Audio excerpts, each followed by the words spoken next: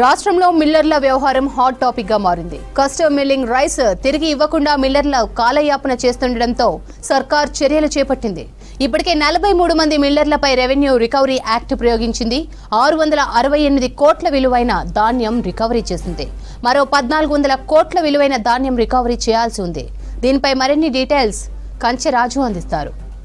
మిల్లర్లు తెలంగాణ రాష్ట్రంలో మిల్లర్లు ఆడింది ఆట పాడిందే పాటగా మారింది. గత 10 ఏళ్ల కాలంలో రైస్ మిల్లర్లు ఇష్టారాజ్యంగా వివరించారు. కస్టమ్ మిల్లింగ్ రైస్ ఏదైతే ఉందో దాన్ని తిరిగి ప్రభుత్వానికి చెల్లించకుండా అడ్డగోలుగా అమ్ముకుని కోట్ల రూపాయలను వెనుకేసుకున్న పరిస్థితి ఉంది. సో తెలంగాణలో కాంగ్రెస్ పార్టీ అధికారంలోకి వచ్చిన తర్వాత పౌర సరఫరాల శాఖ కావచ్చు, ఇతర అన్ని శాఖలపైన వరుసగా రివ్యూలు, సమీక్షలు, సమావేశాలు నిర్వహించారు. ఒక్కొక్క శాఖలో గత 10 ఏళ్ల కాలంలో జరిగిన అవినీతి అక్రమాలు కావచ్చు, అప్పులు కావచ్చు, తర్వాత నష్టాలు కావచ్చు, ఇవన్నీ తెలుసుకునే ప్రయత్నం చేశారు. అందులో భాగంగా పౌర సరఫరాల శాఖలో గత ప్రభుత్వం 58,000 కోట్ల అప్పులు చేసింది. అదేవిధంగా 14,000 కోట్ల నష్టానికి పౌర సరఫరాల శాఖను దిగదార్చింది. సో పౌర సరఫరాల శాఖను ప్రక్షాళన చేసే ప్రయత్నంలో రాష్ట్ర ప్రభుత్వం, అదేవిధంగా పౌర సరఫరాల శాఖ మంత్రి ఉత్తమ్ కుమార్ రెడ్డి కూడా అదే పనిలో ఉన్నారు. అయితే దానికి ఒక ఐపీఎస్ ఆఫీసర్ను కమిషనర్ చేశారు, డిఎస్ చౌహాన్. అయితే పెండింగ్లో ఉన్న కస్టమ్ మిల్లింగ్ రైస్ తిరిగి ప్రభుత్వం సేకరించే పనిలో పడింది. గత డిసెంబర్ నెల తెలంగాణలో కాంగ్రెస్ పార్టీ అధికారంలోకి డిసెంబర్ నెలలో వచ్చింది గత ఏడాది. సో డిసెంబర్ వచ్చిన తర్వాత వరుసగా కస్టమ్ మిల్లింగ్ రైస్ పైన ఎక్కువగా పౌర సరఫరాల శాఖ ఫోకస్ పెట్టింది. వాళ్ళకు జనవరి మంత్ ఎండింగ్ వరకు కస్టమ్ మిల్లింగ్ రైస్ ఏదైతే మిల్లర్లు పెండింగ్లో ఉన్నారో వారందరూ ప్రభుత్వానికి సిఎంఆర్ రైస్ తిరిగి చెల్లించాలి అని కూడా ఒక డిమాండ్ హెచ్చరిక జారీ చేయడంతో చాలామంది మిల్లర్లు భయాందోళనకు గురై కొంతమంది మిల్లర్లు తమ వద్ద ఉన్న కస్టమ్ మిల్లింగ్ రైస్ను తిరిగి ఇచ్చారు. ఇది 2022-2023 యాసంగి పంటకు సంబంధించి 35 లక్షల మెట్రిక్ టన్నులకు సంబంధించిన ధాన్యం. అయితే సో దానికి సంబంధించి కొంతమంది మిల్లర్లు అధికారుల ఆదేశాల మేరకు, అదేవిధంగా ప్రభుత్వం సీరియస్గా ఉందని తెలుసుకొని కొంతమంది మిల్లర్లు కస్టమ్ మిల్లింగ్ రైస్ తిరిగి ఇచ్చారు. కానీ చాలామంది మిల్లర్లు తిరిగి ఇవ్వడానికి ససేమిరా అంటున్నారు. ప్రధానంగా ఆదిలాబాదు, నల్గొండ, మెదక్, కరీంనగర్, వరంగల్ ఇలాంటి జిల్లాలో ఎక్కువగా కస్టమ్ మిల్లింగ్ రైస్ తిరిగి ప్రభుత్వానికి చెల్లించాల్సి ఉంది. ఇప్పటివరకు 668 కోట్ల విలువ చేసే కస్టమ్ మిల్లింగ్ రైస్ ప్రభుత్వానికి వచ్చింది. కానీ ఇంకా దాదాపు 1,400 కోట్లకు పైచిల్క కస్టమ్ మిల్లింగ్ రైస్ తిరిగి రావాల్సి ఉంది. కానీ దీనిపైన మిల్లర్లు ఇవ్వడానికి సుముఖంగా లేరు అనేది దీన్ని బట్టి చూస్తే అర్థమవుతుంది. ఇప్పటికే ప్రభుత్వం కూడా చాలా సీరియస్గా తీసుకుంది. ఎందుకంటే ప్యాడీ ప్రొక్యూర్మెంట్ జరిగినప్పుడు, రైతుల నుంచి వెళ్ళి ధాన్యం సేకరణ జరిగినప్పుడు దానికి మిల్లింగ్ చేయడానికి మళ్ళీ మిల్లర్లకు ధాన్యం అలాట్ చేస్తూ ఉంటారు. ప్రతి ఏడాది 2 దఫాలుగా యాసంగి పంట కావచ్చు, అదేవిధంగా వానాకాలం పంట కావచ్చు, ఈ 2 పంటలకు సంబంధించి ధాన్యం సేకరణ, అదేవిధంగా మిల్లింగ్కు కస్టమ్ మిల్లింగ్ రైస్ కింద మిల్లర్లకు రైతుల ధాన్యాన్ని ప్రభుత్వం కేటాయిస్తూ ఉంటుంది. సో అంటే గతంలో పెండింగ్లో ఉన్న కస్టమ్ మిల్లింగ్ రైస్ తిరిగి ఇవ్వకపోయినప్పుడు కూడా పదే రైస్ మిల్లర్లకు ధాన్యం కేటాయించడం వల్ల చాలామంది రైస్ మిల్లర్లు పెండింగ్లో పడ్డారు. 100 కోట్ల విలువ చేసే రైస్ను వాళ్ళ దగ్గరనే పెట్టుకొని, కస్టమ్ మిల్లింగ్ రైస్ను వాళ్ళ దగ్గరనే పెట్టుకొని వాళ్ళు బ్లాక్ మార్కెట్లో అమ్ముకొని క్యాచ్ చేసుకున్న పరిస్థితి. అంటే ప్రభుత్వం నుంచెల్లే కేటాయించిన ధాన్యాన్ని ఇష్టంగా వాళ్ళు మిల్లింగ్ చేసి మళ్ళీ ప్రభుత్వానికి తిరిగి చెల్లించాల్సి ఉంటుంది. కానీ అట్లా చెల్లించకుండా వాళ్ళ ఇష్టానుసారంగా బ్లాక్ మార్కెట్లు అమ్ముకొని ఇతర రాష్ట్రాలకు ధాన్యాన్ని అమ్ముకొని చెదలు పట్టినాయనో, లేకపోతే డ్యామేజ్ అయినాయో, వర్షానికి తడిసినాయనో, లేకపోతే ఇదేదో వివిధ కారణాలను చూపిస్తూ రైస్ మిల్లర్లు వాటిని కాలయాపన చేస్తూ వచ్చారు. కానీ ఇప్పుడు తెలంగాణలో కాంగ్రెస్ ప్రభుత్వం అధికారంలోకి వచ్చిన తర్వాత, కాంగ్రెస్ పార్టీ అధికారంలోకి వచ్చిన తర్వాత కస్టమ్ మిల్లింగ్ రైస్పై చాలా సీరియస్గా ఫోకస్ పెట్టింది. ఇప్పటి వరకు పెండింగ్లో ఉన్న రైస్ మిల్లర్లు దాదాపు 43 మందికి రెవెన్యూ రికవరీ యాక్ట్ ఇంప్లిమెంటేషన్ చేస్తామని వాళ్ళకు నోటీస్ కూడా సర్వ్ చేసింది. దీంతో ఆ మిల్లర్లు భయాందోళనకు గురవుతున్న పరిస్థితి ఉంది. వాళ్ళు ప్రతిపక్షాలకు ఒక అస్త్రంగా మారిపోయారు.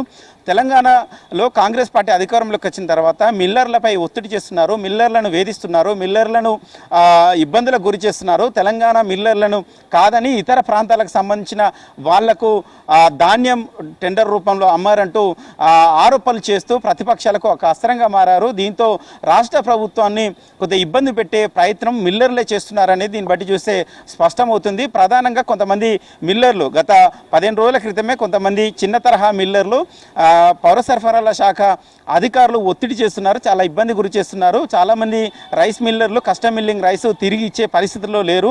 గతంలో కొంతమంది అధికారులతోని అవినీతి అధికారులు చేపట్టే మేము పెండింగ్లో ఉన్నామని సీఎం రేవంత్ రెడ్డికి లేఖ కూడా రాశారు.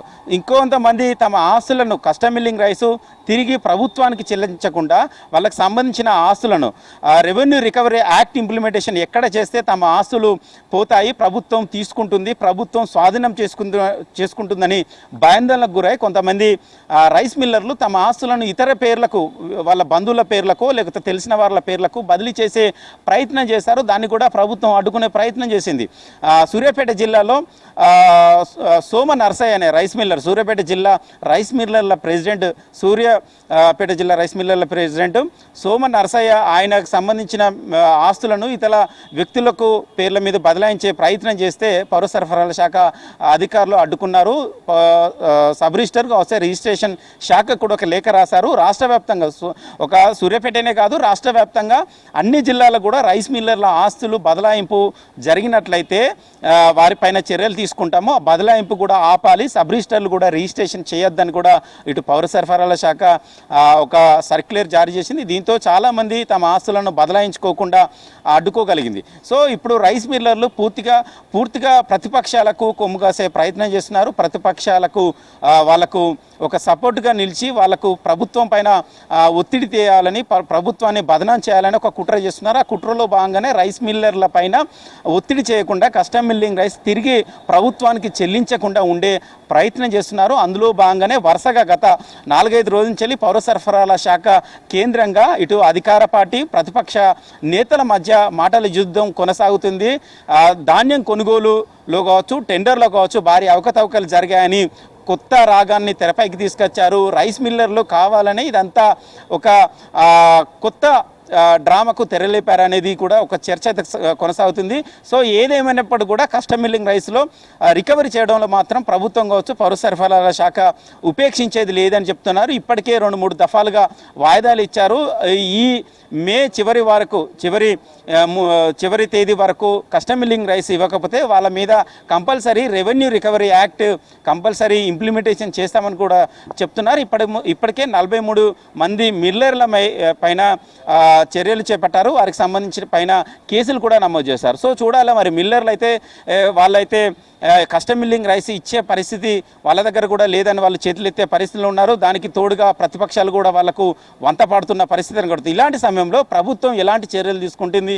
మిల్లర్ల నుంచి 1400 నుంచి 1500 కోట్ల విలువ చేసే కస్టమ్ మిల్లింగ్ రైస్ని ఏ విధంగా రికవరీ చేస్తుంది? రైతుల పండించిన పంటను ఉత్తగా రూపాయి కూడా ఖర్చు లేకుండా మిల్లర్లు ఏ విధంగా వాటిని కస్టమ్ మిల్లింగ్ రైస్ రికవరీ చేయకుండా కోట్ల రూపాయలు ఏ విధంగా కాజేశారు అనే దానిపై ఏ విధంగా చర్యలు తీసుకుంటారని చూడాలి. ఇక భవిష్యత్తులో కూడా కస్టమ్ మిల్లింగ్ రైస్ విషయంలో కూడా ఒక పకడ్బందీగా చర్యలు చేపట్టాలని, బ్యాంక్ గ్యారంటీ లేకపోతే ఆస్తులకు సంబంధించిన తాకట్టు పెట్టుకుంటేనే కస్టమ్ మిల్లింగ్ రైస్ ఇవ్వాలని కూడా ప్రభుత్వం ఒక ఆలోచన చేస్తుంది.